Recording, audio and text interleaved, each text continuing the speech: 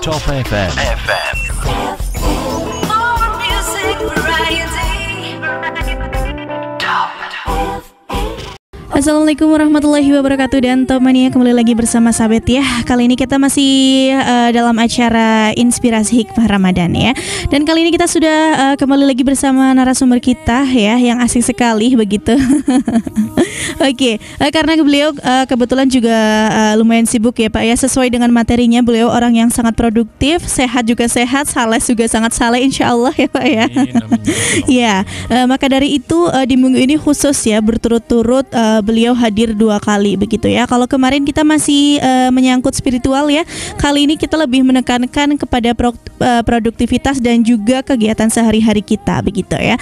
Jadi untuk Top Mania yang mau bertanya bisa langsung via WhatsApp di 0856 020 37951 atau juga bisa via Facebooknya di Top FM Bumi Ayu.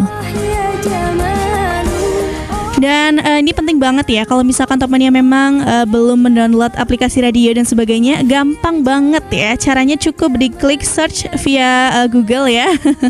Bisa di www.topfm951.net. Oke, langsung saja kita sapa narasumber kita di sore hari ini. Assalamualaikum warahmatullahi wabarakatuh. Halo Pak Asikin. Waalaikumsalam warahmatullahi wabarakatuh. Halo juga di Oke, kabar seperti biasa insya Allah ya Pak. Sehat ya Pak ya. Sehat. Oke, kali ini kita akan membahas mengenai Ramadan sehat, saleh dan juga produktif dalam suasana pandemi. Nah, pandemi ini kan nggak cuma orang Indonesia saja ya Pak yang mengalami, tapi seluruh dunia gitu. Makanya kita nggak bisa semacam menyepelekan adanya virus ini, karena mau nggak mau kita harus percaya bahwa ini tuh ada gitu ya Pak ya. Nah, kali ini Sabet ingin membuka talkshow sore hari ini dengan sebuah pertanyaan Pak. Kira-kira kalau misalkan orang kan biasanya dia bilang saya orang yang aktif, saya orang yang produktif. Nah, sebenarnya antara aktif dan juga produktif itu berbeda atau tidak Pak? Oke, terima kasih. Saya menyapa Top Mania. Iya, betul. Assalamualaikum warahmatullahi wabarakatuh. Waalaikumsalam warahmatullahi wabarakatuh. Kepada seluruh Top Mania, baik yang bergabung melalui frekuensi modulasi 95,1 maupun yang bergabung melalui channel YouTube Top FM. Semoga puasa Top Mania lancar. Amin. Ya. Terima kasih untuk pertanyaan pembukanya DJ Sabet. Itu pertanyaan yang menggelitik banget ya. Produktif dan aktif. Atau ya. kalau enggak aktifnya diganti sibuk aja Pak. Kan ada orang yang katanya aku sibuk gitu ya Pak. Sibuk sama produktif bedanya apa Pak? Iya.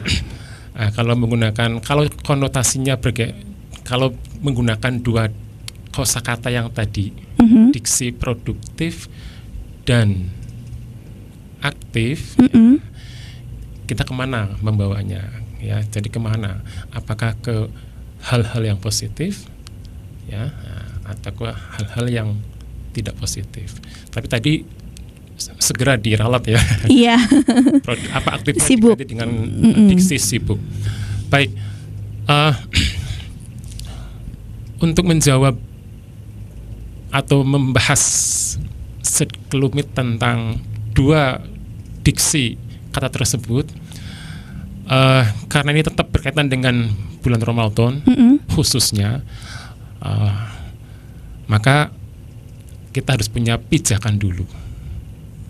Pijakan produktif, pijakan aktif, pijakan sibuk. Ya. Pijakannya adalah semua aktivitas yang kita lakukan di muka bumi ini sebagai manusia, makhluk sosial, sebagai manusia, makhluk Tuhan, sebagai manusia, makhluk individu. Jadi kan kumpulan individu jadi sosial ya. Itu harus selalu ditarik atau ada dimensi ketuhanan, ada dimensi ilahiyah. Nah, itu sebagai pijakannya. Sehingga produktif itu apa ya? Sederhananya menghasilkan, memberi manfaat, produktif. Ya.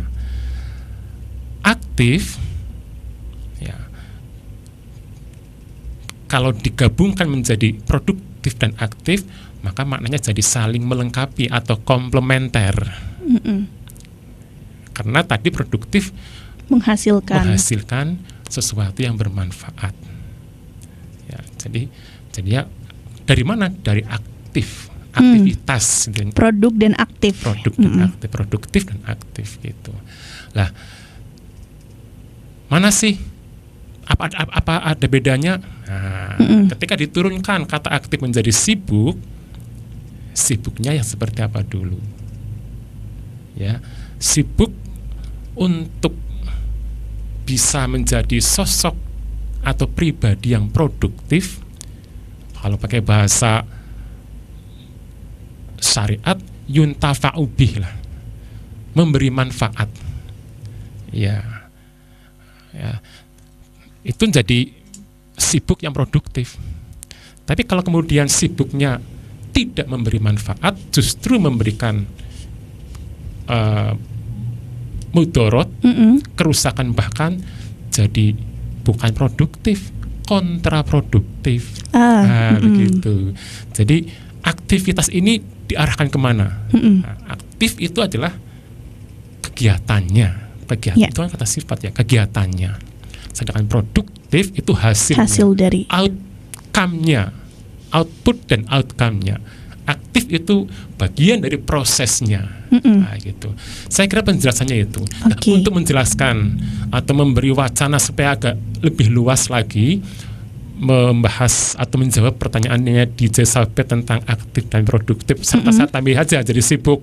Iya, betul. Ya, saya sampaikan sebuah hadis yang menyatakan bahwa Rasulullah pernah bersabda,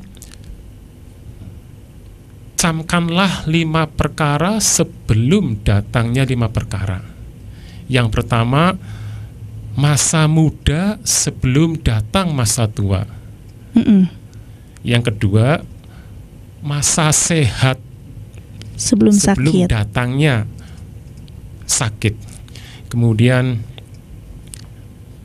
masa di mana seseorang masa kaya, masa jaya sebelum datangnya kefakiran atau kepailitan. Dan yang keempat, masa memiliki waktu luang, masa luang, ya, luang sebelum datangnya kesempitan. Dan yang kelima adalah masa hidup sebelum datangnya kematian. Nah, ini kalau diulik satu-satu dikaitkan dengan 2 diksi dari DJ Sabet yang ya tricky banget ini pertanyaannya. Tricky banget itu ya. Produktif dan aktif ini bisa diulik lagi. Ya, saya kira itu sebagai mukadimah dan sekaligus menjawab pertanyaannya DJ Sabet tentang 2 diksi, 2 kosakata produktif dan aktif itu. Oke, berarti kalau boleh nggak sih Pak, kalau misalkan Sabet berarti bilangnya kalau kita sibuk itu sudah kalau kita sibuk itu belum tentu produktif. Tapi kalau kita produktif itu sudah pasti sibuk. Iya. Berarti seperti itu kurang lebih ya. Iya. Sederhananya seperti itu. Jadi hindari lawannya, kontraproduktif. Jadi kesibukannya jangan sampai menimbulkan kerusakan agar tidak bias maknanya jadi kontraproduktif atau mafsadat atau mudorot lah begitu. Iya, betul. Oke, tapi ini menarik ya. Kadang ada orang yang sibuk tapi dia lebih banyak mudorotnya gitu ya Pak ya. Ini secara pandangan umum gitu ya Pak, bukan penilaian Sabet gitu, tapi secara umum. Terus kemudian kalau ditanya lagi ngapain, biasalah produktif. Justru itu bukan produktif berarti ya Pak ya. Sebenarnya itu kontraproduktif ya. Dicamkan ya yang sedang menonton. Ternyata kita lumayan banyak loh Pak pendengarnya. Kita salam-salam dulu Pak sebelumnya. Selamat sore bagi yang sedang ngabuburit. Selamat ngabuburit. Semoga ngabuburitnya yang baik-baik saja. Syukur alhamdulillah kalau dibarengi dengan mendengarkan ya, acara kami. Iya betul. Dilanjut nanti bukan hanya di bulan Ramadan saja. Iya. Terus berkepanjangan. Insya Allah. Iya, karena semalam Sabet nggak sengaja itu ada beberapa anak yang ngirimin video rekamannya kita pas kemarin talk show Pak. Iya, Sabet sampai ya ampun ternyata pada nonton ya kayak gitu. Oke deh, nanti nonton lagi ya. Oke Pak. menjadi Top Mania yang ya semoga acara ini dan acara-acara lain yang disiarkan oleh Top FM melalui frekuensi modulasi 95,1 maupun channel YouTube-nya memberi manfaat dan memberi pencerahan serta mencerdaskan dan tetap harus selalu ada dimensi ketuhanan. Makanya ada selalu mencari ridho Allah, limardotillah, itu selalu paling utama ya Pak ya. Dan jangan lupa awalnya diawali dengan Bismillah, menyebut asma Allah, endingnya dengan mardotillah, liridhoillah, ya, mencari ridha Allah. Itu cerdas, itu produktif itu. Produktif. Iya, berarti sekarang kita sedang produktif ya Pak ya. Amin ya rabbal alamin, semoga saja. Amin. Oke, sesuai dengan tagline-nya ya, inspirasi kita semua. Oke Pak, nah, kali ini berkaitan dengan Ramadan sehat ya Pak ya. Sebenarnya kalau sehat, menurut saya terlalu sempit kalau misalkan kita mengartikan sehat itu bahwa sehat bisa berjalan dan sebagainya gitu. Tapi kita misalkan sekarang kembalinya ke mental gitu ya Pak ya. Sebenarnya apa sih Pak, ada nggak kaitannya sehat dengan produktif gitu? Kadang kan ada orang yang dia dengan sengaja gitu ya Pak, mager-mageran di rumah selama sehari bahkan 2 hari gitu nggak ngapa-ngapain. Iya betul sekali, sampai ada konten di YouTube itu sehari nggak ngapa-ngapain Pak. Itu kan berarti sudah apa ya, sudah mulai merambah ke anak muda ya Pak ya. Sebenarnya apa sih Pak yang dikhawatirkan dengan sikap seperti ini gitu, apalagi terkait kesehatan mental khususnya? Baik. Akan saya kaitkan hadis yang tadi disampaikan. Jadi gini, sehat itu tadi sudah dijelaskan oleh Elizabeth dengan perspektif pandangan sempitnya ya. Sekarang harus ditarik. Kalau kita punya pijakannya ilahiyah, ketuhanan, maka nah ini dari proses penciptaan manusia itu kita itu berasal dari unsur yang sangat sehat, prima dan mulia. Kemarin saya jelaskan ya, saya singgung sedikit. Hanya saya pinjam 2 istilah, suami istri sah ini ya. Pasangan suami istri. Pasangan suami sehat, istri sehat, sehat jasmani, sehat rohani. Ya, kalau dalam surat Al-A'raf ayat 189 itu dijelaskan itu. Ya. Jadi ketika suami istri ini setelah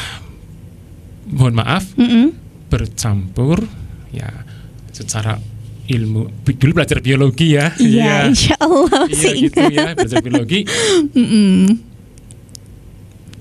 Raga yang sehat, kejiwaan, fisik yang sehat, psikis yang sehat, jasmani yang sehat, ruhani yang sehat, secara matematis, secara medis menghasilkan untuk suami sel jantan yang sehat ribuan. Begitu pula kaum Hawa istri, sehat jasmani, sehat rohani, secara medis, secara matematis menghasilkan sel-sel telur yang sehat, prima.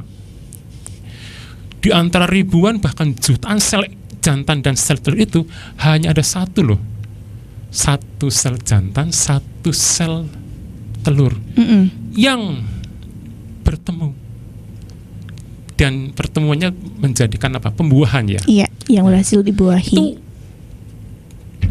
betapa hebatnya dari penciptaan manusia.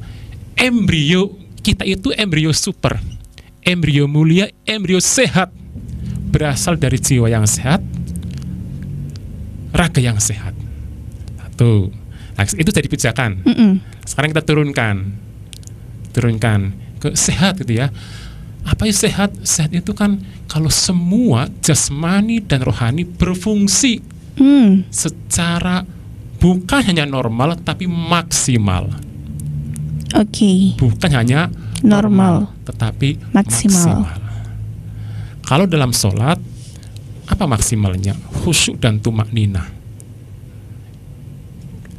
Paling maksimal apalagi? Ihsan. Anta budullah ka'annaka tarohu wa illam takun tarohu fa innahu yaroka. Hebat banget tuh, ya kan? Itu sehat. Tentu saja lawannya apa? Sakit. Ya, sudah mafhum dan maklum ya, kondisi yang tidak prima, tidak sehat, tidak produktivitasnya minimal turun lah begitu. Iya begitu. Nah, berkaitan dengan pertanyaan tadi di Jezabet, bagaimana sih ini orang mengatakan sibuk, tetapi kesibukannya kemana? Justru yang kontradiktif, kontraproduktif, menimbulkan mafsadat, mudarat, lebih banyak mudaratnya minimal untuk dirinya sendiri. Apalagi kalau sudah buat orang lain, itu sudah bukan agent of change ya, bukan agen perubahan yang baik, tapi incident of change. Gitu ya. Nah, itu. Nah, oleh karenanya syariat yang diturunkan oleh Allah Subhanahu wa taala kalau dikembalikan dengan pijakan ketuhanan, insya Allah produktivitasnya, aktivitasnya dibimbing oleh Yang Maha Kuasa untuk ke arah yang produktif. Kemarin saya sampaikan nih, memang di dalam manusia itu ada dua unsur ya, unsur ruh dan unsur nafsu gitu. Ya, nafsu itu, nah ini yang menggoda, yang membuat kita manusia yang punya raga ini terkecoh ya, terkecoh oleh hal-hal yang tidak produktif, itu karena punya nafsu. Nafsu itu anugerah, tidak bisa dihilangkan, karena itu makhluk Allah yang khusus diberikan, satu kepada jin atau setan, dua kepada manusia. Kemarin juga saya sampaikan, sudah saya singgung, ruh untuk malaikat tanpa jasad, taat banget. Itu apa namanya ya, fitrahnya ruh, taat. La ya'sunallaha ma amarhum wa ya. Jadi para malaikat tidak pernah membangkang perintah Allah ya. Tapi nafsu diberikan kepada setan, la ammaratum bisu. Nafsu itu selalu mendorong, mengusik kita manusia, siapa saja, untuk melakukan hal-hal yang tidak terpuji, melakukan hal-hal yang tercela. Manusia diberi dua-duanya, punya jasad, punya ruh, punya nafsu. Nah, tinggal berkompetisi. Nah, karena nafsu tidak bisa dihilangkan, bagaimana caranya untuk bisa menjadi produktif? Di-manage, dikelola. Nah, pengelolaan itu sebagai contoh tadi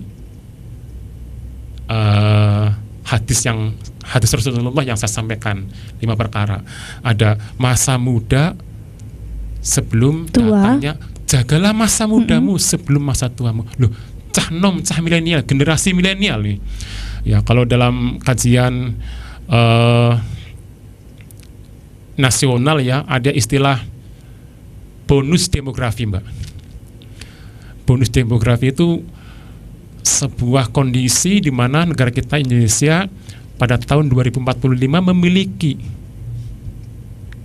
kurva penduduk yang luar biasa. Dipandang dari mana? Dipandang dari usia produktifnya. Jadi pada tahun 2045 itu puncaknya bonus demografi. Bayangkan, penduduk Indonesia yang usianya produktif jauh lebih banyak dibandingkan yang tidak produktif. Nah, kalau generasi milenial ini contoh, di Jezabet hari ini produktif nih. Kalau terus berproduktif, bukan tidak mungkin ya menjadi agent of change, bukan hanya di wilayah Bumi Ayu, Kabupaten Brebes atau Jawa Tengah, bisa saja skalanya nasional bahkan internasional. Amin ya. Amin. Itu. Nah, oleh karenanya masa muda dalam sebuah hadis disampaikan, ya ada 7 golongan di mana tidak akan mendapatkan perlindungan Allah Subhanahu wa taala di masa orang semua butuh perlindungan.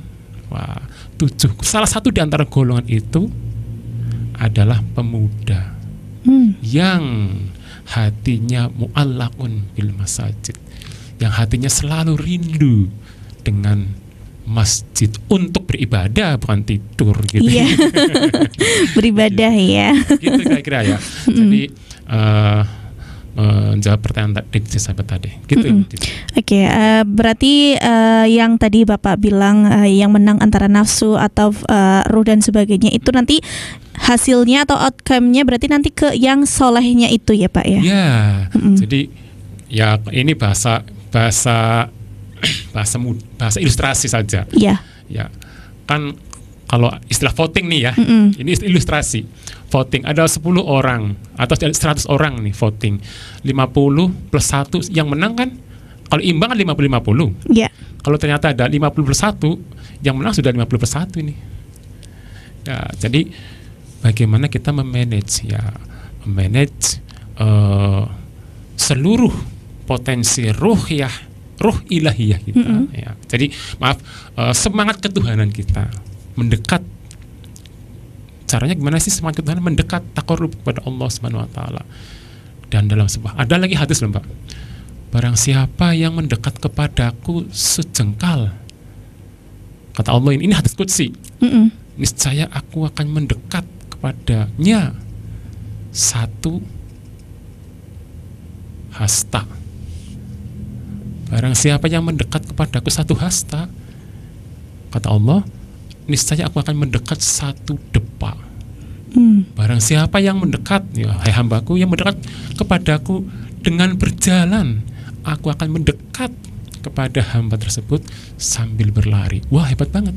Lah, pemuda ini, milenial ini, ya, yang digadang-gadang kalau dalam konteks berkebangsaan menjadi bonus demografi, itu digadang-gadang nanti akan menjadi mengukir sejarah bangsa ini mencapai kemajuan di tahun 2045. Tapi sebaliknya, kembali ya, saya dalam konteks berkebangsaan, kalau tidak atau kalau gagal tidak bisa mengerahkan, mengoptimalkan potensinya untuk menjadi produktif, bukan bonus demografi namanya, jadi bencana demografi, atau bahasa kerennya dalam beberapa makalah demographic disaster gitu. Nah, itu bisa jadi bumerang berarti ya. Sama dengan dalam konteks produktivitas sehat saleh dikaitkan dengan kaum milenial. Ya, kemarin saya sampaikan, Mbak, ya, betapa sekarang menjamur generasi milenial punya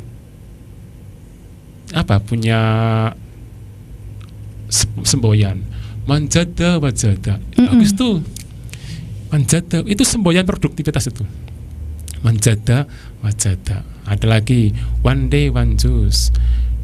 Yang kedua, yang ketiga, sekarang yang saya amati melalui acara televisi, media cetak, elektronik dan sebagainya, media sosial, sekarang banyak sekali generasi milenial yang bersemangat, berupaya untuk menghafalkan Al-Quran.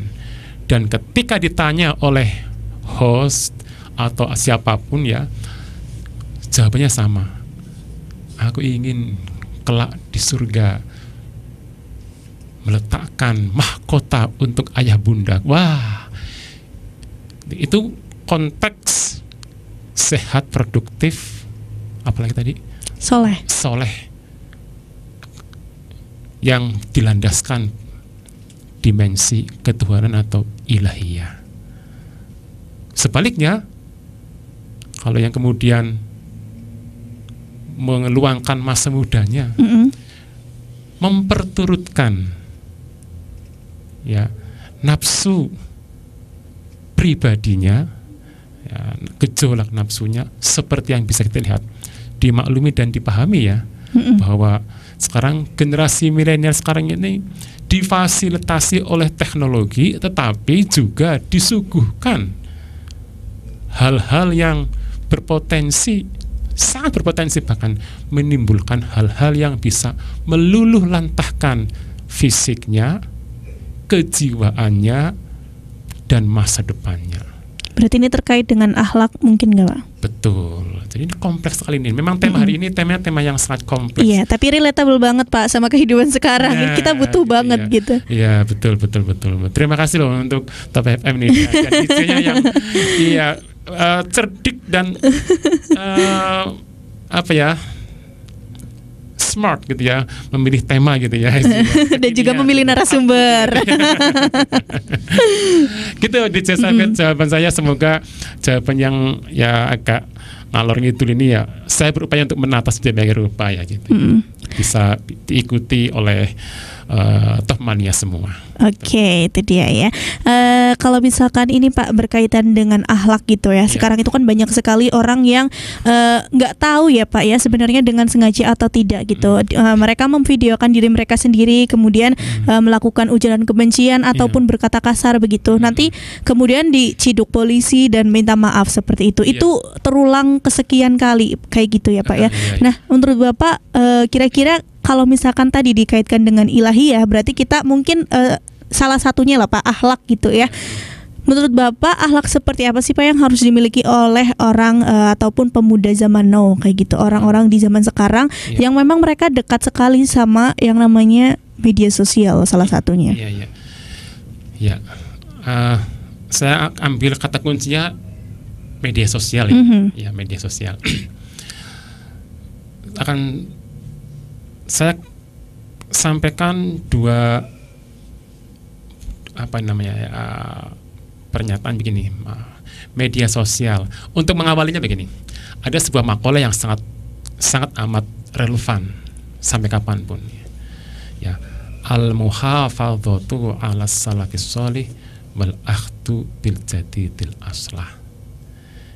Itu jadi memelihara budaya, tradisi lama yang baik, yang soleh, baik.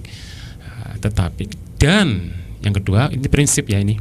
Yang kedua, mengambil budaya kekinian, budaya baru yang terbaik,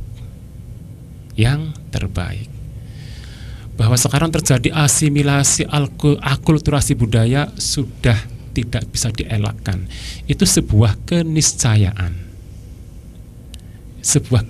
yang tidak bisa dihindari kan. Jadi keniscayaan itu sesuatu yang tidak bisa dihindari.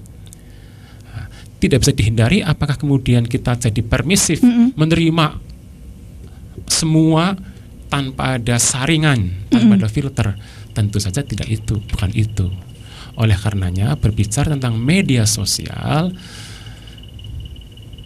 gunakanlah media sosial dengan catatan: 1. Sadar manfaat, 2. Sadar mudorot. Clear ya Mbak ya? Ya, clear. 2M ya Pak, manfaat 2M dan mudorot. Di tangan media sosial, di tangan siapapun, wabil khusus di tangan kaula muda generasi milenial, bisa menjadi sesuatu yang sangat produktif. Ya, saya sampaikan di bidang agama, betapa media sosial menyuguhkan berbagai macam sumber ilmu keagamaan. Yang ingin tekun untuk mempelajari, belajar membaca Al-Quran ada. Ya, belajar qiraah, tilawah ada. Menghafal ada, ada semua. Yang ingin menekuni bisnis dengan banyak sekali, dengan modal minim diharapkan untungnya berlipat-lipat. Sekarang ya, buka toko, menjadi seorang reseller, buka toko tanpa perlu mempunyai modal, bangunan, nggak usah punya tempat gitu. Kadang bangunan cukup. Itu sebuah kelebihan ya, betapa para operator menyuguhkan sekian banyak aneka ragam aplikasi manfaat diperuntukkan bagi siapa? Bagi yang bisa membidik dengan cermat, mempelajari, kemudian memahami, melakukan action. Sekarang banyak sekali orang-orang yang kaum milenial yang mendadak terkenal dengan perantara media sosial. Sebaliknya, ada juga ya kalangan milenial yang wallahu alam, apakah karena ketidaktahuannya atau memang kesengajaannya iseng berbuntut diciduk. Diciduk oleh aparat yang berwajib. Dalam konteks bermasyarakat, bersosial, negara hadir menelurkan undang-undang ITE, informasi dan transaksi elektronik. Informasi apapun kita bisa mengupload informasi.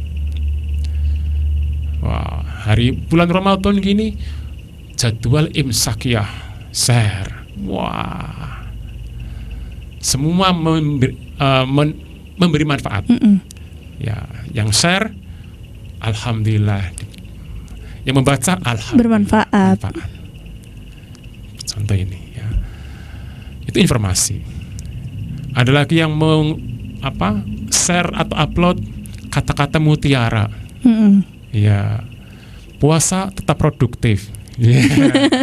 Tagline-nya ya Pak, walaupun ngetiknya sambil rebahan biasanya. Itulah. Itu kan dia itu produktif itu. Iya. Yes. Kan begitu ya. Nah, produktif. Tapi juga ya itu informasi. Transaksi ini mudah-mudahan ini tidak salah ya. Saya mengilustrasikan transaksi. Transaksi tidak hanya berlaku untuk hal-hal yang sifatnya material. Contoh jual belilah. Ya, ini hari ini sore cuacanya cenderung adem. Wah, bagi milenial yang memiliki kreativitas untuk menguji coba kreativitas kulinernya, menjajakan takjil, diiklankan melalui media sosial. Nah, ini terjadi transaksi jual beli. Ada yang beli takjil, misalnya korma berapa? Ini berapa? Satu porsi ya 5.000. Itu transaksi material.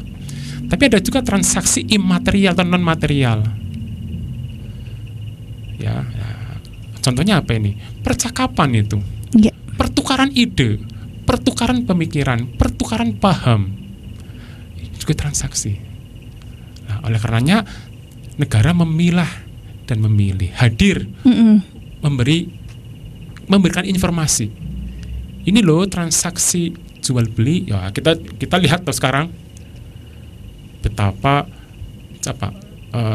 shopping online, e-commerce banyak sekali. Ya, sekarang banyak sekali kan. E-commerce disediakan untuk semua kalangan, dan alhamdulillah e-commerce menjamur di masa pandemi. Yeah. Saya pribadi bersyukur itu dan hormat, mengapresiasi. Artinya kaula muda di Indonesia mampu memanfaatkan media sosial untuk hal-hal yang positif, produktif. Pandai mencari peluang berarti. Peluang bisnis itu ya e-commerce. Tapi sebaliknya juga ya, ada tukar menukar, transaksi non barang, transaksi informasi, transaksi pemikiran, transaksi pemahaman juga diatur. Karena apa? Berbahaya ini kalau tidak diatur. Maka itu yang timbul apa? Hoax. Hoax itu ya. Hate speech. Ujaran kebencian antar teman. Bercanda ya Pak. Iya. Wah, bercanda antar teman satu kampus, antar fakultas atau jurusan, bisa melebar dalam dunia olahraga antar supporter, dalam bernegara berbangsa antar suku, betul, dalam beragama antar agama, dan sekarang masih ada, tapi alhamdulillah sudah jauh berkurang. Nah, ya, makanya dalam kaitannya undang-undang ITE ini, informasi dan transaksi elektronik ini, Allah Subhanahu wa taala sudah memberikan apa ya, landasan dasarnya. Nah, dalam sebuah Billahi minasyaitonir rajim, ya ayyuhalladzina amanu in ja'akum fasiqun binaba'in fatabayyanu. Hai orang-orang yang beriman, bila datang kepadamu orang yang fasik membawa berita, membawa informasi, fatabayyanu, lakukan konfirmasi atau tabayyun. Ada para sebagian ahli tafsir juga memberikan keterangan. Yang pertama, memang yang datang adalah orang yang fasik, orang yang sengaja ingin membuat huru-hara, ingin bikin onar, hoax, menyebarkan berita bohong yang mengandung unsur sara dan sebagainya, mengadu domba. Itu orang sengaja, orang fasik memang punya niatan itulah. Ya. Tapi ada juga bisa saja orangnya tidak fasik, tapi informasinya fasik. Orangnya soleh, tapi yang disampaikan bukan informasi yang menenteramkan, menyolehkan umat, mencerdaskan umat, membuat umat produktif. Nah, ini sekilas tentang pertanyaan tadi DJ Sabet mengenai milenial dikorelasikan, dihubungkan atau dikaitkan dengan media sosial. Saya kira jawabannya DJ Sabet. Iya. Nanti kita akan lanjut dulu ya Pak ya, setelah iklan nanti. Dan ini berarti kalau misalkan Sabet simpulkan ya dari jawaban tadi itu, intinya jangan lupa kita checking dulu sebelum sharing gitu ya Pak ya. Tepat sekali. Supaya nggak terjadi huru-hara, apalagi selain itu bisa menimbulkan mudarat untuk diri kita sendiri, itu juga bisa menimbulkan mudarat untuk orang lain ya Pak ya. Jadi jangan lupa checking sebelum sharing gitu. Oke deh, kita puterin dulu nih beberapa iklannya mau lewat. Tetap di 95.1 Top FM. Marhaban ya Ramadan, marhaban ya Ramadan. Ramadan bertabur pahala.